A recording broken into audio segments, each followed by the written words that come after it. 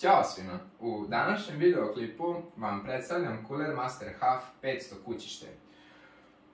Ja u posljednje vrijeme sklapam dosta snažne računare sa veoma jakim procesorima i sa jakim grafičkim karticama. I kako bi se ta toplota unutar kućišta regulisala, potrebno je nešto poput ovoga. I što se tiče ovog kućišta, mnogo dobrih recenzija i ljudi hvale generalno ovo kućište, ali tu i tamo se nađe i kao neki loš komentar ili da neko nije zadovoljan s njim.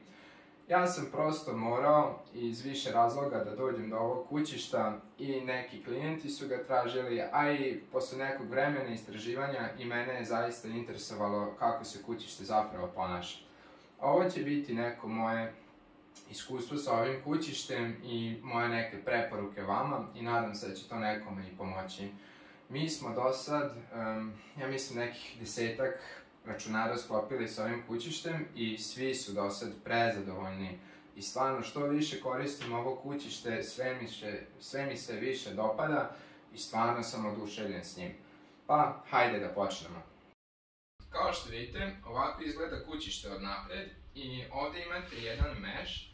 Mnogi ljudi se žale da ovdje nema nikakve zaštite, kao od gore ovo, ali o tome ćemo isto pričati. Dakle, toga napred nemate, ali što je jako interesantno, što ovaj meš itekako skuplja ovdje napred prašinu i to je po meni skroz ok. Znači uzmete krpu ili neki usisivač ili kompresorom samo sa vremena na vreme, jel te očistite prednji deo kućišta i dobri ste. Iza se nalaze dva ogromna ventilatora ARGB od 20 cm prečnik i sad ću vam ja to i pokazati kako to izgleda.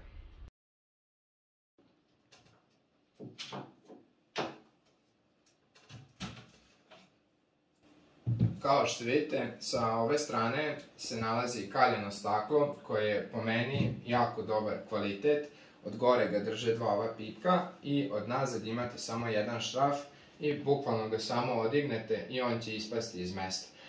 Kako bi skinuli prednji deo kućišta, neophodno vam je da otvorite i drugu stranu kućišta. Meni se izvanredno sviđa što ovi šrafovi ne mogu da ispadnu, jer često ljudi to znaju da izgube.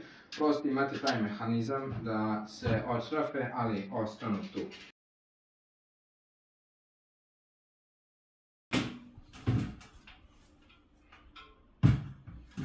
I kada ste uspešno skinuli prednji deo kućišta, vidite da od napred imate dva ogromna ventilatora koji, verujte mi, 50% posla urade u ovom kućištu. Znači, ventilatori su prelepi, jako lepo sijaju, bezbroj kombinacija boja imate, tako da ja sam maksimalno oduševljen što se te prednje strane tiče. Sad ću vam pokazati kako se skida gornji deo kućišta. Dakle, sa leve i sa desne strane treba da odvrnete bukvalno jedan šraf. Kada ste to uradili, ovo samo dignete i povučete ka sebi. Kao što sam rekao, gore imate ovu prelepu i po meni jako kvalitetnu zaštitu od prašine koja naleže od gore. Ovde gore, bukvalno svaki ventilator, tačnije vodeno hlađenje, možete da zavrnete. Bilo koje veličine smo do sad pokušavali, sve je stalo bez ikakvih problema. Jako lepo stane svuda svoj šraf i bukvalno ko što sam ga izvadio, tako ga i vratite. Dakle, kad ga držite, samo ga blago spustite da zubi upadnu i samo ga spustite napred, vratite dva šrafa i on stoji u mestu. Stižemo do napajanja. Kada odgrnete ovaj jedan šraf od nazad, ovaj poklopac samo gurnete malo napred, odignete ga i on izađe. Znači, to vam je neka plastikica i ovdje vam ide napajanje. Bukvalno koje god novo napajanje da stavite, ja mislim da je naše najjače što smo stavili bilo 1200 W od Asusa, stalo je bez problema, znači svaki kabel je mogo lepo da se upakuje i po meni to ok izgleda kada vam je napajanje sakriveno, ali opet ko šta voli. E sad, Ispod napajanja također imate jedan filter koji vam čuva da prašina ne ulazi i on isto jako lepo obavlja svoj posao. E sad, jedna kritika kod ovog kućišta je što se ljudi žale da je ostala ovdje fiokica za hard diskove velikih formata.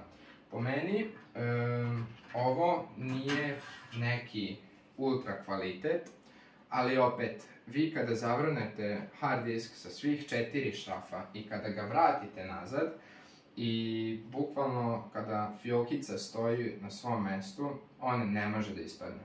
Tako da u slučaju ako vam treba mnogo prostora iz nekih vaših ličnih razloga i toga ste ovdje obezbeđeni. 2 puta imate prostora za veliki disk, dok od nazad također imate 2 mjesta za SSD diskove ili za manji format hard diskova. Ljudi se također malo žale što zbog ove fiokice kao neki veći radijatori napred ne mogu da stanu.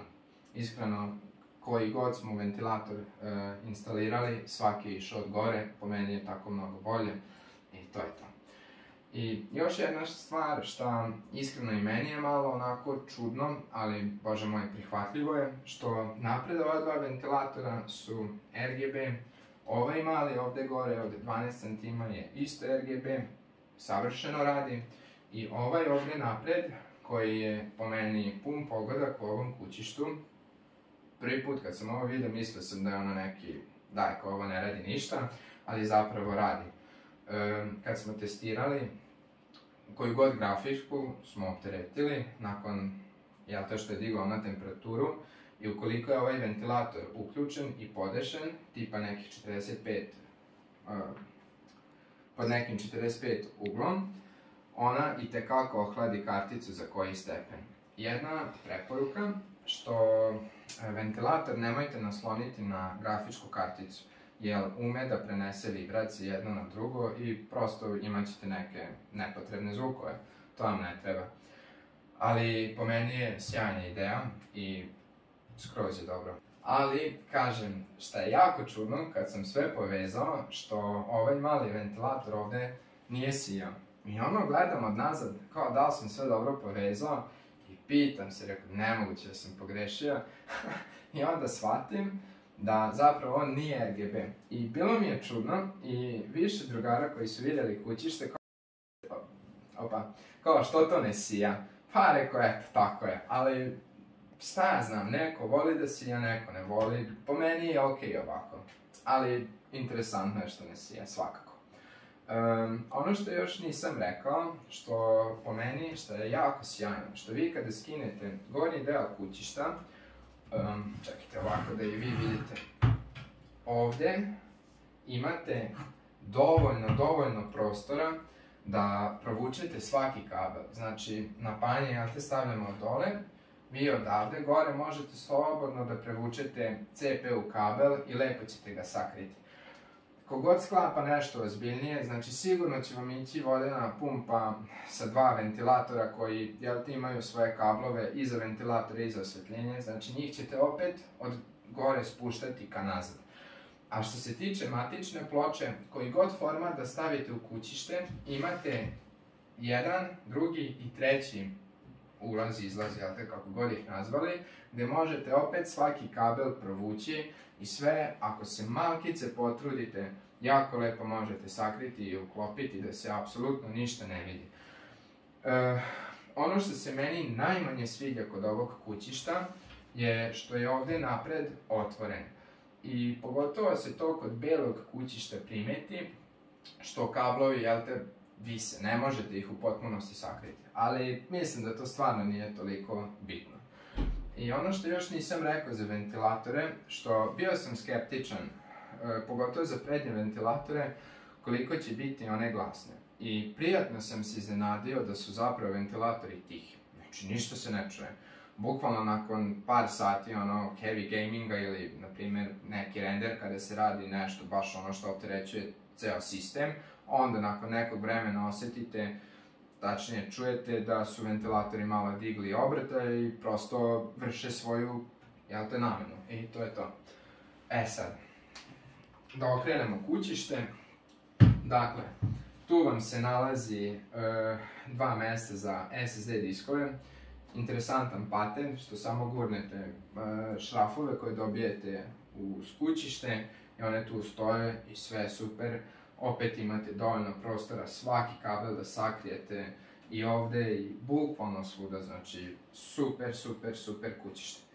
I ovdje vam se nalazi kontroler koji kontroliše ventilatore. Naravno, to sad ostaje na vama da li ćete ih povezivati na kontroler ili na samu ploču. Imate više opcija, može sve da se sinhronizuje i mislim da to sjajno izgleda kada se to lepo odradi. Ono što još nisam rekao, što napred imate power dugme, imate 3,5 mm jack za slušalice i za mikrofon, kombinovanje. Imate dugme koje može da služi kao restart taster ili da menjate boje na ventilatorima. To je opet ono što kažem da od vas zavisi kako ćete šta da povežete. Imate dva USB-a i imate jako brzi USB-C ulaz, što je po meni super. Sad, neko moje, da kažem, zaključak posle više ovako sklopljenih računara. Da, još jedna interesantna stvar, što kućište je dostupno u beloj i u crnoj boji. Imao sam priliku da sklopim i jedan i drugi. Crni je po meni na prvi izgled lepši, ali šta sam ja primetio? Mnogo se više i brže primeti prašina na crnom kućištu. Znači, od napred ga prebrišete, od gore ga prebrišete, to je sve super. Ali iznutra nekako više prašine se prosto vidi.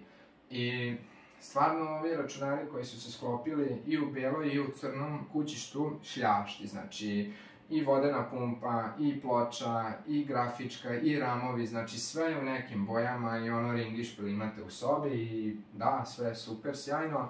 Međutim, u crnom kućištu se nekako to sve onako izgubi, dok u belom kućištu nekako to sve dođe do većeg izražaja, znači lepše je, kako god, šta god da ukombinujete u belo kućište, lepše je, znači više mojih drugara je došlo i dva identična ista računara stoje jedan pored drugog i ne znam, svi ono kao ovaj beli je mnogo bolji nego crni i ja gledam ono kao ok, tako da eto. Sve u svemu, ja zaista nemam nekih zamerki, sem cene, ali to je opet i do našeg tržišta i do šta je kod nas zapravo, dostupno. Tako da li vredi novac ili ne vredi, kod nas je negde oko 160 eura plus minus 10-20, ali pre bih rekao da je plus. Vidite, ukoliko sklapate nešto ozbiljno i snažno i ukoliko vi radite na tom računaru i znate da ćete zaraditi taj novac koji ste uložili, po meni vredi. Vredi iz više razloga što skupe komponente, ukoliko su u dobrom kućištu i koliko vam je airflow odličan, a ovdje je to, mislim, izvanredno je. Vazduh se od napred uvlači, izlazi svuda, mislim, izlazi topli vazduh iz računara, bukvalno stavite ruku ispred, iza, gore, samo vazduh sa svih strana i po meni je to sjajno, tako da, eto, ovo isto ide u sklapanje, dečak jedva čeka računar, znači zivkaju svaki dan, kad će, bit će. Tako da, eto, nadam se da je vama ovo bilo interesantno kao što je meni, stvarno je interesantno kućište, kvalitetno je po meni u svakom smislu i po meni stvarno vredi taj novac, koliko god to bilo skupo ili nije, ali definitivno ukoliko planirate nešto na duže staze, ovo vam je topla moja preporuka. To bi bilo to za ovaj put. Pozdrav!